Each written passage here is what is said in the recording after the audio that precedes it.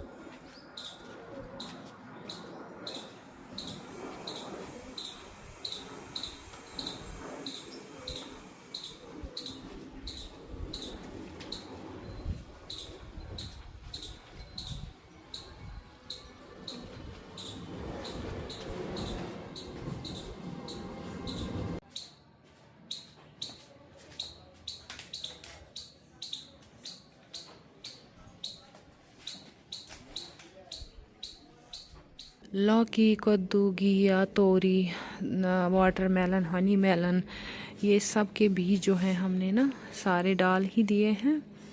तो अभी हो जाएंगे, कुछ तो जर्मिनेट हो चुके हैं, कुछ जर्मिनेट हो जाएंगे इंशाल्लाह। समर वाले बीज डालने का अभी काफ़ी अच्छा टाइम है। आपने जो है अभी इसी महीने से शुरू करना है डाल देना समर वाले बीज। ये तो आप सबको पता ही है, मेरे विंटर वाले टमाटर के पौधे हैं ये, जिनसे मैं बहुत सारी हार्वेस्टिंग ले चुकी हूँ। अल्हम्दुलिल्लाह अभी भी इनसे जो हैं काफ़ी सारे टमाटर लग रहे हैं, फूल फल बहुत सारे लग रहे हैं अल्हम्दुलिल्लाह। तो अब मैं आप सबको वो भी दिखाऊंगी कि मैंने जो है टमाटर के पौधे और भी रेडी किए हैं। और वो बीज मैंने डाला था जनवरी में, 12 जनवरी को मैंने वो बीज डाला था, और अब तो वो बहुत बड़े बड़े से पौधे हो गए हैं, बिल्कुल ट्रांसप्लांट करने के लायक। तो अभी देखते हैं ये विंटर वाले पौधे मेरे कब तक चलेंगे। इनको चलाती हूँ तो उसके बाद ट्रांसप्लांट करती हूँ समर वाले टमाटर के पौधों को। ये देखिए यहाँ पे मैंने समर वाले बीज डाले हैं मिर्ची के, जो मैंने इधर से टमाटर के ये पौधे निकाले हैं, इनमें मैंने ट्रांसप्लांट किए हैं। ये भी मैं आप सबको अभी दिखा देती हूँ कि मैंने कितने गमलों में ये डाले हैं। तो उसके बाद जो है मेरे पास और भी ज़्यादा पौध थी, तो फ़िलहाल तो मैंने ये कुछ टमाटर के पौधे इसी में रखे, जो कि इतने बड़े बड़े हो चुके हैं। तो यहाँ पे जब जगह खुली, इसमें मैंने फिर डाले समर वाले जो मिर्ची के बीज हैं वो डाल दिए। तो ये भी देखे इतने बड़े बड़े होने लगे हैं मिर्ची वाले बीज। इसमें तोरी के बीज डाले हैं, और इसका भी मैंने रैपर जो है यहीं पे रखा है ताकि हमें पता चले इस वाले गमले में कौन सा बीज है, तो अभी जो हैं 2 पौधे देखें जर्मिनेट हो चुके हैं, तो कुछ जो है अभी जर्मिनेट नहीं हुए हैं, मिट्टी में ही है। तो हमने इसको बिल्कुल छेड़ना नहीं है, तो आराम से वो भी जर्मिनेट हो जाएंगे इंशाल्लाह। इस गमले में मैंने ज़ुकीनी के 2 किस्म के बीज डाले हैं। ये देखें, ये भी ट्रू लीव्स के हो गए हैं और अब हम इनको भी इंशाल्लाह ट्रांसप्लांट करेंगे। जैसे ही हमारा कोई बड़ा सा ग्रो बैग खाली हो जाएगा उसी हिसाब से। तो ये देखें, ये रैपर मैंने रखा हुआ है बीज डालने के टाइम। यहाँ पे ये ग्रीन ज़ुकीनी है, ये वाला किस्म, मतलब यहाँ तक ग्रीन ज़ुकीनी है। और ये देखें, इसका रैपर भी नहीं रखा है बीज का। और ये है येलो ज़ुकीनी, ये वाली। उस गमले से निकाल के हमने फिर जो है ना ये थर्माफॉर्म जो ये गमले हैं ना, इनमें हमने ये देखें लगाए हैं। कुछ टमाटर के पौधे हमने इस तरफ रखे हैं क्योंकि ये हैं दूसरे किस्म के टमाटर, और ये भी देखें काफ़ी अच्छे हेल्दी हो रहे हैं। हमने एक ही गमले में बीज डाला था 2 किस्म का, तो उसमें से एक किस्म हमने यहाँ पे रखा हुआ है, मतलब अलग से करके एक साइड में, और एक किस्म हमने वो वहाँ पे रखा हुआ है। तो इससे क्या होगा कि मुझे जो है याद रहेगा वो अलग किस्म का बीज है और ये वाला जो है अलग किस्म का बीज है। कुछ सीड देखे मैंने इसमें डाले हैं, इसमें मैंने डाले हैं वाटरमेलन के, और उसका रैपर भी मैं जो है ना यहाँ पे रखी हूँ जिससे सीड निकाले हैं। और सीड देखिए किस तरह से जर्मिनेट होके बाहर आने लगे हैं, मिट्टी को किस तरह से ऊपर को उठाया है। अच्छा, तो यहाँ पे देखें हनी मेलन जिसको तरबूजा भी बोलते हैं, उसके भी मैंने ना इसमें सीड डाले हैं। ठीक है, तो ये भी वाटरमेलन है दूसरे किस्म का। ये देखें, ये सिर्फ जो ऊपर से ग्रीन होता है ना वो वाला वाटरमेलन है, और ये वाटरमेलन वो है जिसके ऊपर लाइनिंग होती है। ठीक है, और कुछ मैंने इसमें डाले हैं सीड, से भी जर्मिनेट हो गए हैं अच्छी तरह से। ये मैंने ना खीरों के सीड डाले हैं। पिछले साल भी काफ़ी सारे हनी मेलन्स तोड़े थी अपनी गार्डन से, आप सब ने देखा भी होगा मेरे मिनी व्लॉग्स में। तो ये जो है ना मैंने उन्हीं का बीज रखा हुआ था। तो देखें, ये वाले हनी मेलन भी ना काफ़ी अच्छे से जर्मिनेट हो चुके हैं और इनकी ना ट्रू लीव्स भी आने लगी हैं। इसमें लौकी कद्दू के भी बीज डाले हैं जो अभी तक जर्मिनेट नहीं हुए हैं, क्योंकि लौकी के बीज को ना जर्मिनेट होने में बहुत टाइम लगता है। ये देखिए, एक बीज जो है ऊपर को आया था, ये लौकी का बीज है।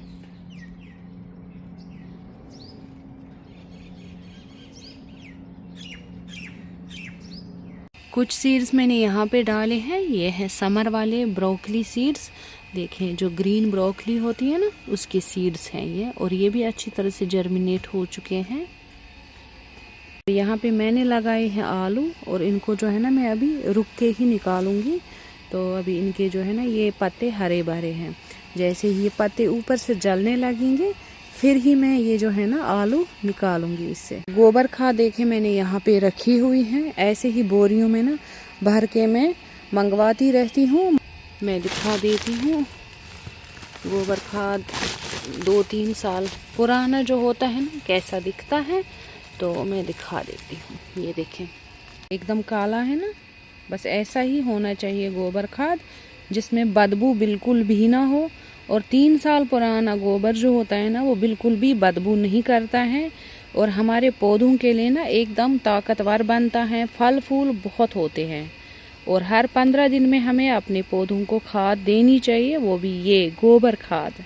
ये नए सीड है ना ब्रोकली के, इसमें अगर हम ये वाली गोबर खाद डालेंगे जो 2-3 साल पुराना है, तो ये जो है ना बिल्कुल भी नहीं जलेंगे। यह है कश्मीरी गोल मूली, जो कि पत्ते इतने बड़े बड़े हो गए हैं और अभी मूली नहीं बनी है। तो कल ही मैं इसमें ना गोबर खाद भी डाली हूँ। ये देखें, अभी ये मूली बनना भी शुरू हो जाएगा इंशाल्लाह। और ये देखें, इसमें कितने सारे फूल लग रहे हैं टमाटर के, गुच्छे भर भर के, अल्हम्दुलिल्लाह। ये टैप टैप करने से ना सारे ही फूलों में अच्छे से पॉलिनेशन हो जाता है, कोई भी फूल ज़ाया नहीं होता, सब में गुच्छे भर के टमाटर बनते हैं।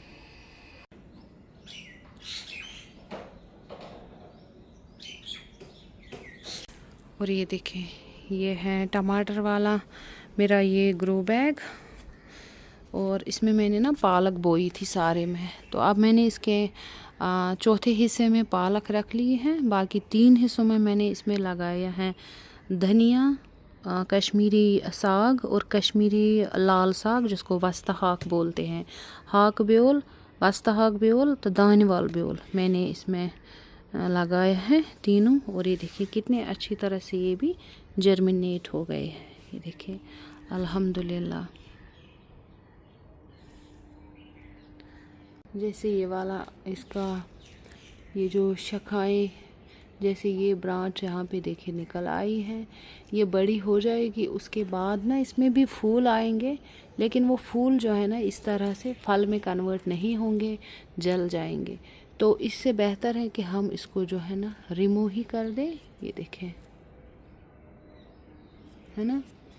तो बाकी जो ब्रांच ऊपर से निकलती है ना, जैसे ये ब्रांच निकली है, तो इसको हम रहने देंगे, इसमें जो भी फूल लगेंगे वो फल में कन्वर्ट हो जाएंगे। नीचे नीचे की जो भी ब्रांचेस आएंगे ना, उनको हम ऐसे ही तोड़ते जाएंगे ताकि हमारे ये फल जो हैं अच्छे से बड़े हो जाएं, इनको सारी एनर्जी मिले ये फलों को ही। यहाँ पे जो है ये पीले भी होने लगे हैं, मतलब रंग पकड़ने लगे हैं। अब ये देखें, यहाँ पे भी ये सकस वाली ब्रांच आई है, इसको भी हम यहाँ से काट ही देते हैं, रखने का कोई भी फ़ायदा नहीं।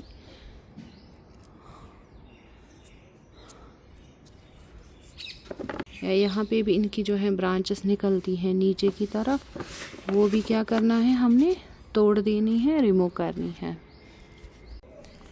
ये देखिए, ये जो है ना फल से बहुत भारी हो गया है, अब इसको ना एक स्ट्रॉन्ग सपोर्ट की ज़रूरत है, जो कि मुझे बहुत पहले इसमें लगा देना चाहिए, लेकिन और कामों में बिज़ी हो गई, इसको सपोर्ट नहीं दे पाई मैं अच्छी तरह से। जिस तरह से उनमें मैंने ना देखें बड़े बड़े ये बांस के लकड़ को सपोर्ट दी है ना, इसी तरह से ना मैं इसमें भी अब इंशाल्लाह दूंगी, क्योंकि इसमें ना फल का बहुत ज़्यादा बहार हो रहा है। ये मैंने इस 18 बाई 18 इंच के ग्रो बैग में ना 3 टमाटर के पौधे लगाए थे। 15 बाई 15 इंच के ग्रो बैग में मैं लगाई हूँ 1 टमाटर का पौधा, और 18 बाई 18 इंच के ग्रो बैग में मैं लगाई हूँ 2 टमाटर के पौधे। तो इस 18 बाई 18 इंच के ग्रो बैग में मैंने लगाए हैं 3 टमाटर के पौधे। मैंने सोचा मैं देखती हूँ कि फल कैसे बनेंगे इनमें, और फल बन भी जाते हैं या नहीं, और फिर 18 बाई 18 इंच के ग्रो बैग से हम जो है कितने फल ले सकते हैं 3 टमाटर के पौधों का। तो मैं ये ट्रायल कर रही थी, तो अल्हम्दुलिल्लाह मेरी जो ट्राई थी तो वो बहुत अच्छी सक्सेस हो गई है अल्हम्दुलिल्लाह। फल तो बहुत सारे हैं, अल्लाह ताला का बहुत बहुत शुक्र है। मैं मेहनत करती हूँ और मेरी मेहनत का जो है ना वो ये सब रंग बिरंगी फल देता है।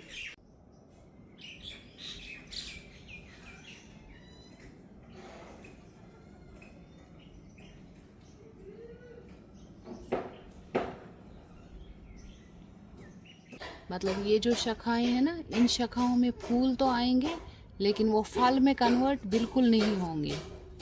अब कोई फ़ायदा नहीं है ये रखने का, इसको हम काट देते हैं यहाँ से।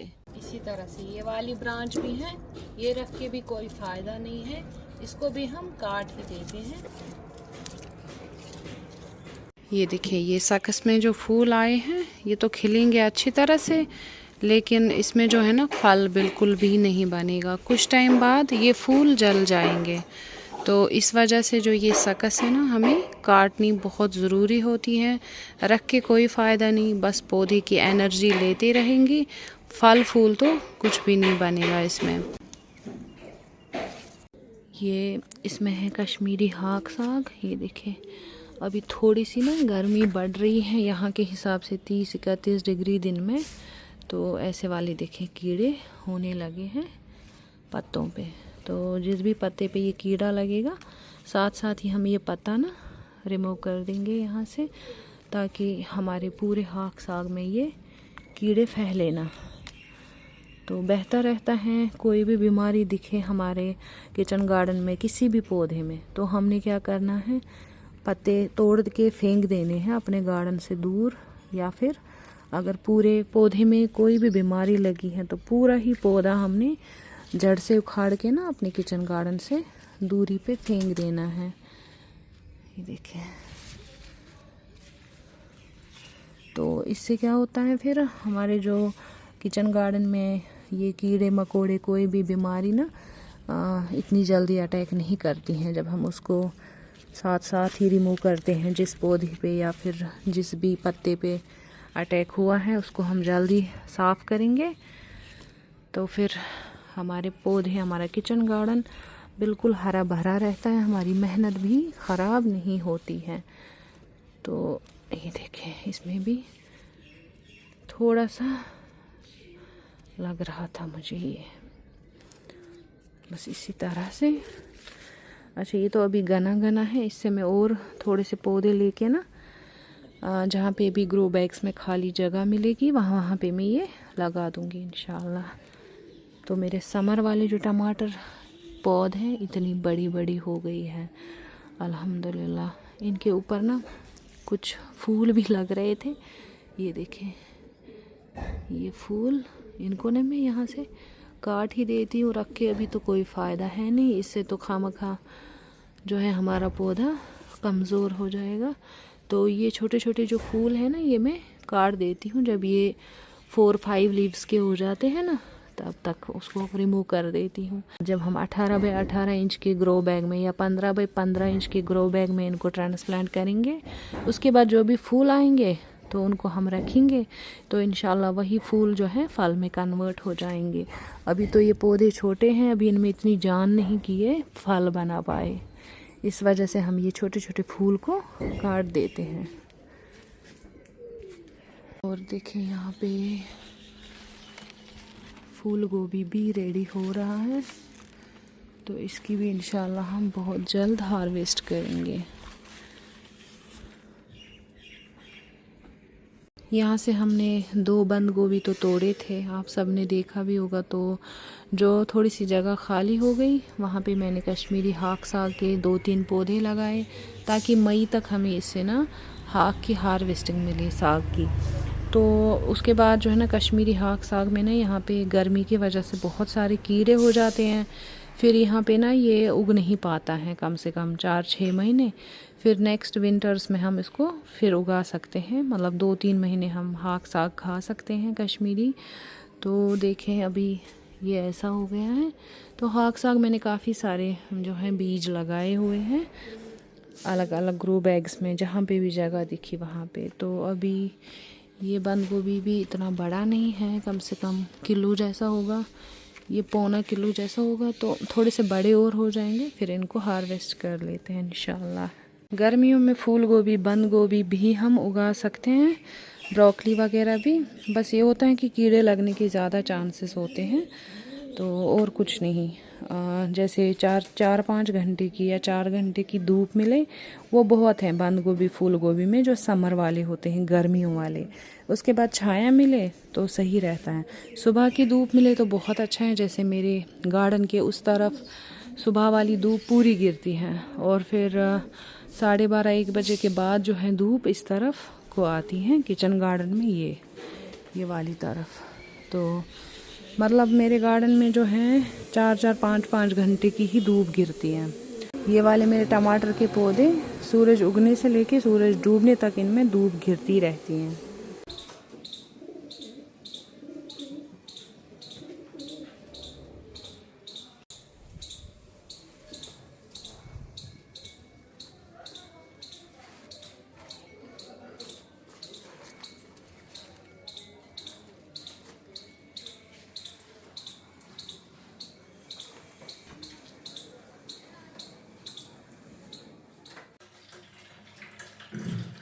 क्या देख रही हो एंजल?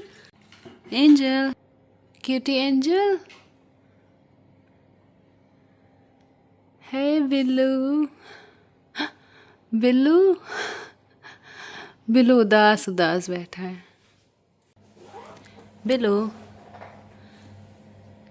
बिल्लू, मेरे बच्चे बिल्लू, बच्चे बिल्लू।